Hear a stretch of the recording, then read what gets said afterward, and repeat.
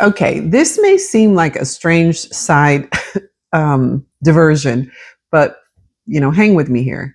So I was thinking about the newsletter I did yesterday about the killer of Renee Nicole Good calling her a fucking bitch as he walked toward her as he had shot her. And I was thinking, the way men are socialized toward women is so much hostility. They are not given or taught or encouraged to connect with any kind of softness or decency or anything. And a lot of it is the fault of us women. We raise boys, okay, so we either encourage or stand by while this is encouraged on them, and societal expectations, media, whatever you want to say. And so that got me thinking about Stranger Things. So I know you guys are like, what is she talking about? So I am a person who's going to like sci-fi just in general. So I watched Stranger Things from the beginning. And one of the most interesting character arcs in Stranger Things for me was the character of Steve, right? So Steve was Nancy's boyfriend. And remember, this is supposed to be the 80s, and they're using all these 80s tropes. So he's this hyper jock, supposedly cute guy with great hair. And he and Nancy are dating, and Jonathan, this kind of geeky guy, likes her. And basically, Steve he doesn't necessarily do it, but he allows his friends to slut shame Nancy when she starts hanging out with Jonathan, and he's totally just an asshole. So this is not going to sound like, where is this going? But the character arc for Steve on Stranger Things was extremely instructive and subtle. And I feel like it went unnoticed in a lot of ways for some key elements that the character gave to young men and boys who were watching the show. Now, a lot of people have talked about season 5 with Will coming out as gay, which was a big deal in the 80s. It was a big deal in the 80s. And I think a lot of people cannot contextualize today, although I don't know why, because we live in a world right now where the Trump administration, conservative evangelicals, and all these people are trying to send us back to the 80s around LGBTQIA issues. But it was a big deal to come out, a bigger deal than people who weren't alive then can really conceptualize. So I understand why Will's coming out got so much, notice. But it was Steve's journey for me that was more instructive and could be instructive for young boys and young men. So, like I said, Steve started out as this asshole character, not a great character, but he willingly began to change. He wanted to be something else, and he set about being that. And he got his butt kicked multiple times on the way. He could never beat anybody else up, but let me tell you something, he could take a beating. So he got beat up on the way, but he was learning to be a better person who's ultimately going to be a better man.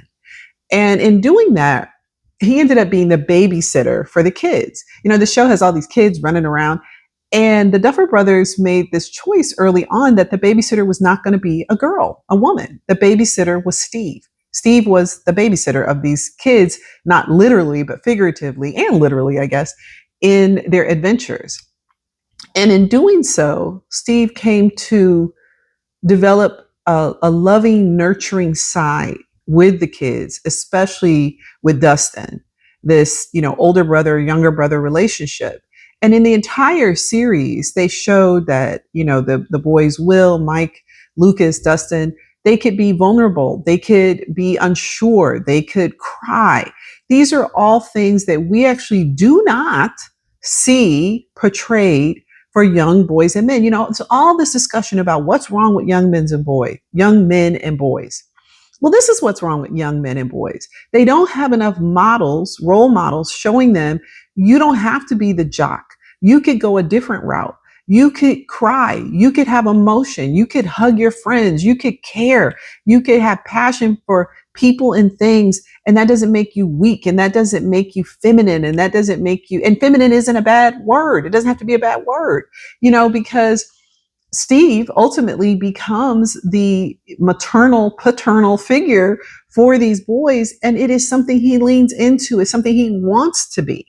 And he finally reveals that he wants to have children. He wants to have 6 little nuggets, that he is responsible for. And he has this dream of this life, which is very different than Nancy's dream of her life, you know. And he also is the person that Robin, played by Maya Hawke, she comes out to as lesbian. He's the first person. And it's so funny in the later episodes when Will finds out that Steve was the first person, he goes, Steve, because initially the early characterization of Steve, you wouldn't think Steve would be the person that Maya could come out to, but he kept her secret. He never, implied, revealed her secret, and was her wingman, for a lot of different things. And then as the final season, he and Jonathan, of course, they're back and forth about Nancy, but both of them, and I personally think more so Steve, respected Nancy's choices and understood who she was. And at the end of the series, Nancy doesn't end up with either one of them a choice they learn to respect. This makes me think about the killing of the dentist and his wife. I forget which city, I think it's Ohio, by her ex-husband from 10 years ago, who she was married to for like 7 months or something. Like this inability to let women go and let them go on with the rest of their lives. You have to end it.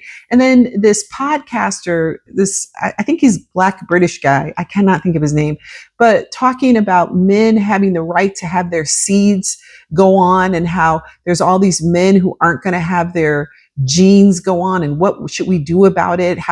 What are you talking about? Are you talking about like The Handmaid's Tale, forcing women to have men's babies? Like, there is another way. And ironically, Steve from Stranger Things shows another way, which is to respect women's choices, to lean into what it means to be not an ally, but a partner with Robin, and a friend, a real friend, not with a weird, I'm helping you, I'm taking care of you, but just parity friendship relationship. And then his nurturing desire to take care of kids, which we do not see on television, men interacting with children in a non-creepy way, almost ever. And men's interaction with children is either hostile or stupid. They're dumb and they're the dumb dad. Or even in Stranger Things, there was the dad who just he didn't even know what his kid's middle name was or something. I mean, it was very weird. But with Steve, you see someone who says, no, I want to nurture children. I want to be a part of their lives. This feels good to me. I like taking care of them. I think it's important. And he ends up becoming a baseball coach at the school and a sex ed teacher, which is hilarious given how the series starts with him and Nancy. But it is this interesting thing to me that after watching that, I realized I don't actually remember seeing that very much. I don't remember seeing very much on television young men making a choice to nurture, a choice to want to be with children, being with children in a non-creepy way, hugging, supporting, caring for children.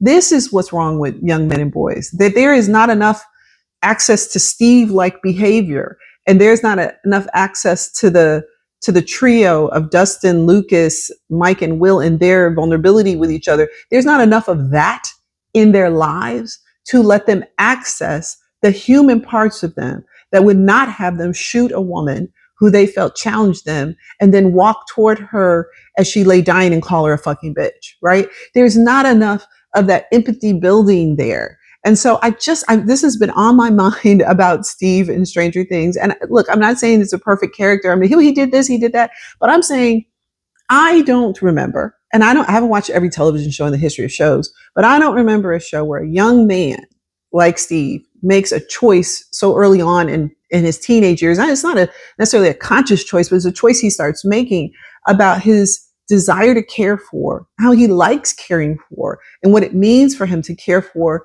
children, and how that is something he wants to do and he wants to be a part of, not just have the children and sit on the couch and have a beer, but he wants to be a part of this process. And I think that's just a beautiful thing. And it's a thing that more young boys and young men need to see if we want to fix, what's wrong with men and boys, and if we want to address what motivates somebody to have the cruelness of heart that Renee Good's killer did.